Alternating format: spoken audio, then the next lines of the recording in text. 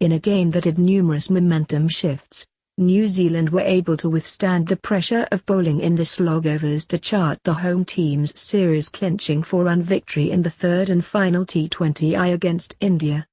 Despite the best efforts of Krunal Pandya, 26, and Dinesh Karthik, 33, the visitors ended up with 208 for 6 while chasing down a target of 213.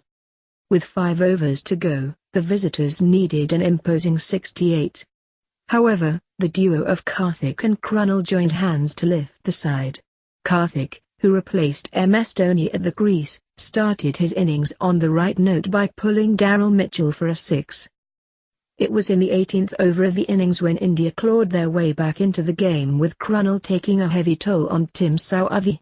The all-rounder manufactured room to thump the experienced pacer a couple of times through the offside. He also received a bit of luck as an inside edge whistled past the short third-man fielder and onto the boundary hoardings. Krunal and Karthik continued to put up an impressive exhibition of power hitting with a couple of sixes off Scott Kugeln in the penultimate over.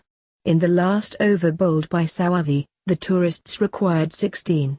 The veteran pacer, though, used all his experience to keep a lid on the big hits as India slid to a defeat. For large parts of India's innings, whenever the visitors threatened to take the game away from New Zealand's grasp, they lost wickets. Vijay Shankar and Rohit Sharma strung together a stand of 75 runs for the second wicket to keep India in the hunt. At a crucial juncture of the game, Shankar tried one shot too many and fell to Mitchell Santner. Rishabh Pant, batting at number 4, then hit the accelerator pedal with a string of powerful blows. He was severe on Ish Sodhi and Santner by clubbing the spin duo for 3 sixes across 2 overs. At one point of time, Pant had raced to 23 off just 6 balls. With Pant looking in ominous touch, a few fingernails would have been chewed in the New Zealand camp.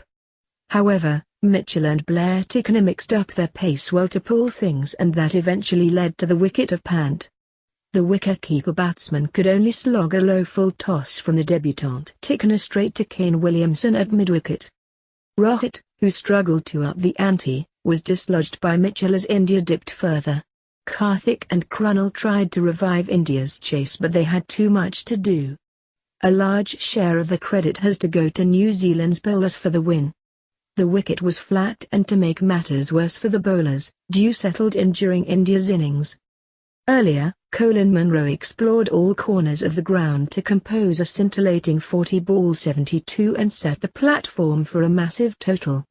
He tore apart the bowling of Krunal by collecting 2 sixes and 2 boundaries. The highlight of his innings was the 6 he clubbed off Hardik Pandya into the downtown territories. Tim Seifert, 43, and Colin de Grandhomme, 30, also played crucial hands to push the total past 200.